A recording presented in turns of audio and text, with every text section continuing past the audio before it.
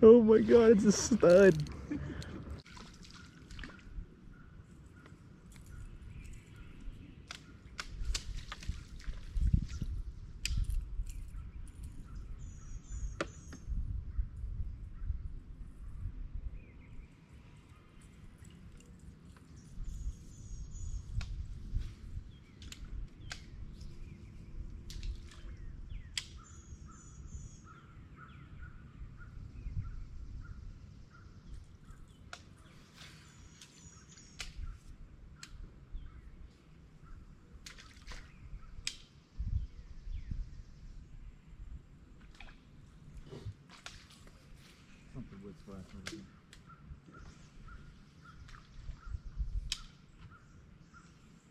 Oh, I had another bite. I'm not even playing.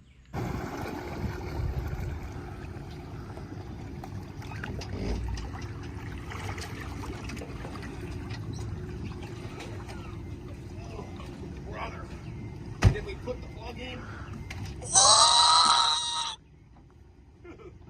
I don't think I have the best way of doing this. There's a lot that could go wrong.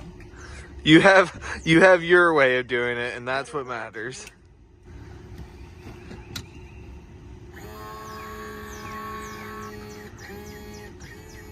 That would be the transom saver. Cut! You're not cutting. Kyle forgot to take his transom saver off. Right, bro. This. Are you still rolling? Yeah. Kyle forgot to take his transom saver off. What happened, dude? He thought he was about to roll right out of here. I thought I was gonna roll. This is so awkward. Here we go. He's putting it in that box there, but somehow. Forget where it's at in the day, dude. Yeah, it's somehow gonna end up somewhere else. End up at the front. The dock sticks are gonna end up somewhere else. Everything ends up somewhere. Plug it in.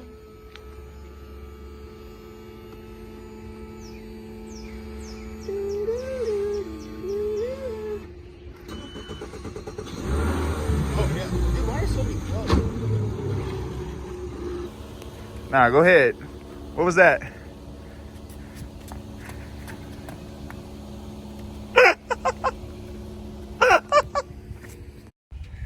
All right, Logan. The plan today is to not suck. I have no choice but to suck.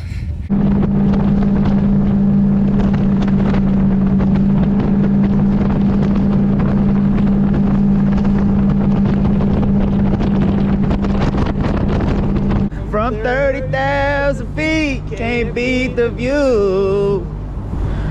Cross the Mississippi, or the mountains of Tennessee, become a Carolina sky that was so blue.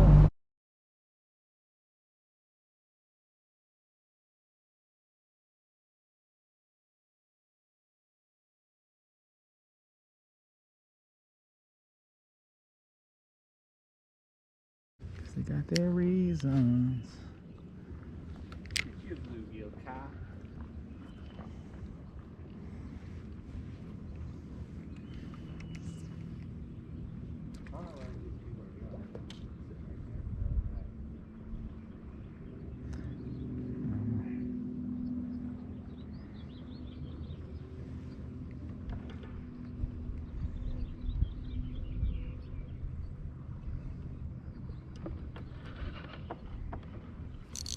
Got it.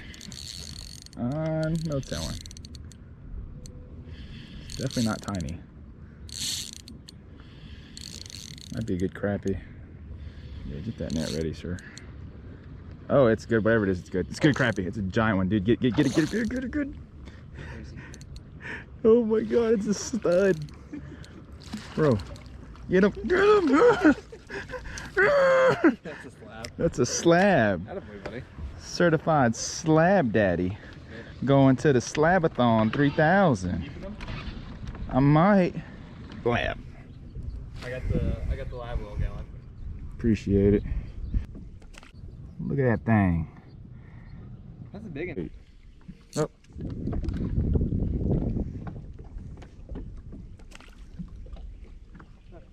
Yeah, right in front of my bait. Oh. Came back. That seems decent. What is that? It's a crappie. little slabby. No, shake that slabby patty.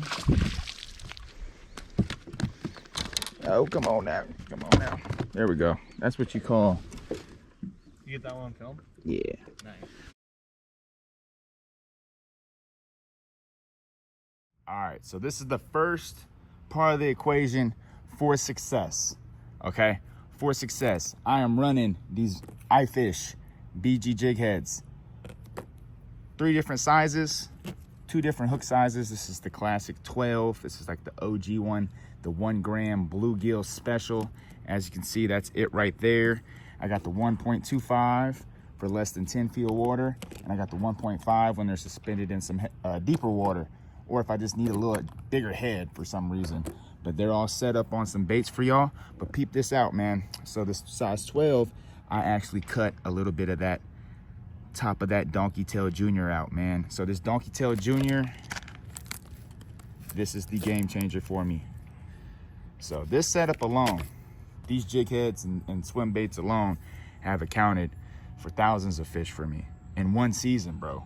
One season. It's just ridiculous how many fish I was catching on them. You catch multiple fish per bait. They got that really really elastic and durable material, but just running this setup has been insane. But I have had some days where it doesn't do me good, and those days are very particular conditions: bad weather, bad water clarity. It's hard for the fish to hone in on these things. It's just hard. That little tiny tail, subtle, right? Subtle. I'm trying to get this to focus. Real subtle. And these tails can move at just about any speed, fast or slow, or, you know, popping it. I like to pop it a lot. Add a little pop to it. Really gets that reaction strike. But there's times where this setup, I go into the day thinking, man, I'm about to catch 50. And I'm sitting at like 2 crappie. Sitting at 2 crappie. Those days are where the second part of the equation slaughters them. And I'm gonna show y'all right now, second part.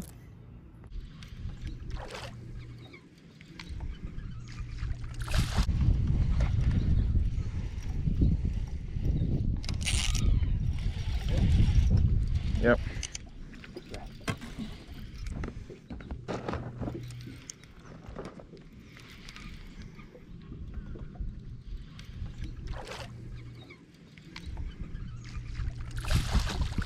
There we go. Guess you got your actual spot there, huh? I hope you filmed. I hope I had it too. I don't know if I did. You need to catch your actual spot. First cast. Oh. Nice little 12 ounces. Yeah. Nice little dink. We take dinkies on the BFS. We accept them.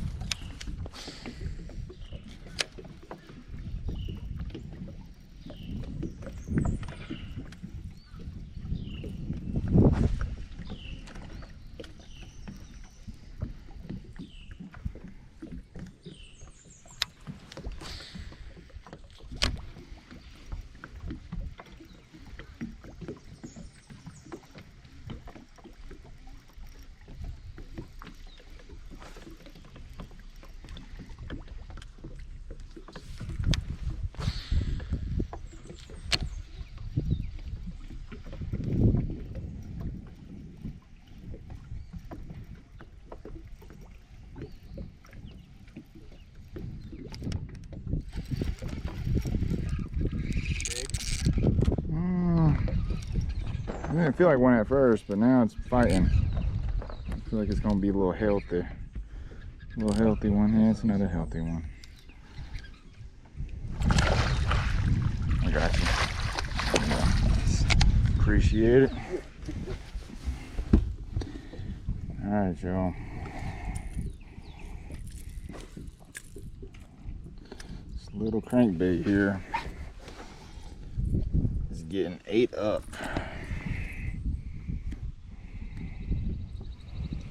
Getting ate up. That's 2 in what, 5 minutes? Probably less than 5. Can't complain with that. On the BFS setup.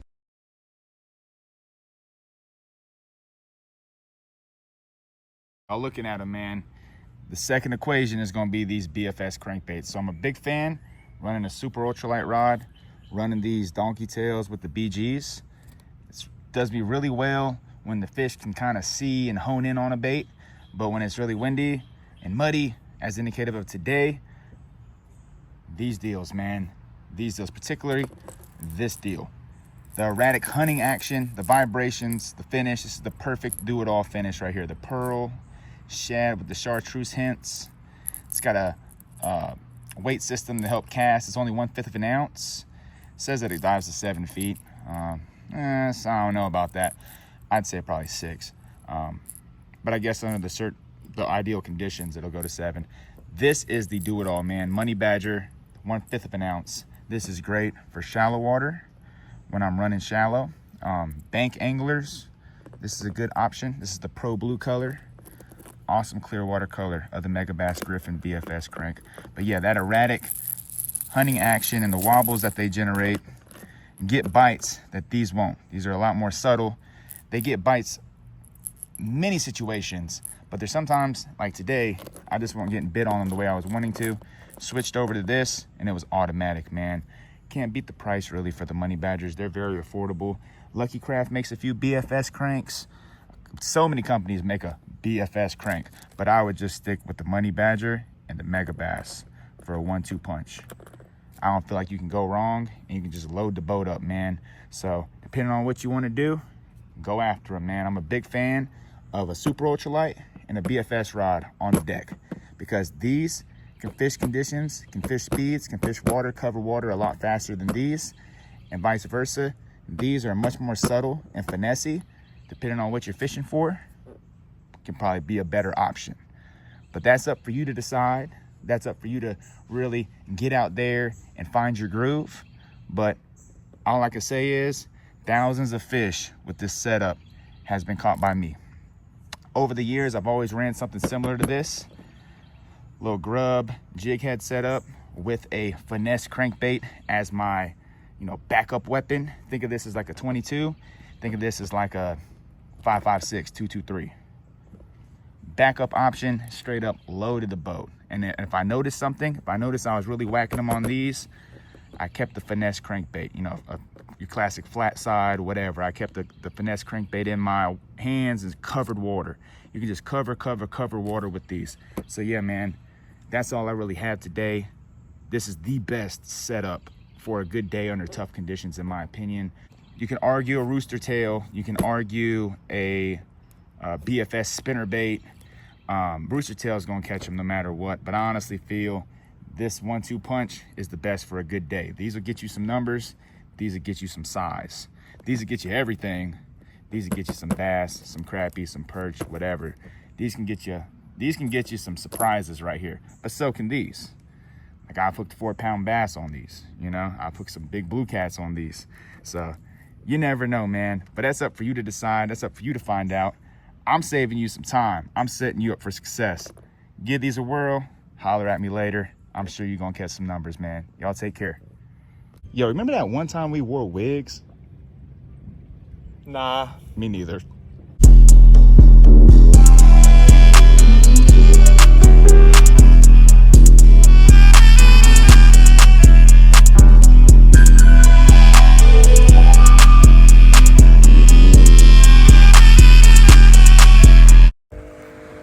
Bro, he mad. He threw the wig. He threw the wig. What'd the wig do to you, bro? Where's your bait at? 3. Where's it at? Oh, right there? Not in the water? Way over there. Would you like for me to go? I don't know, man. I think you got it. Try one more time. Nah, I knew you ain't have it.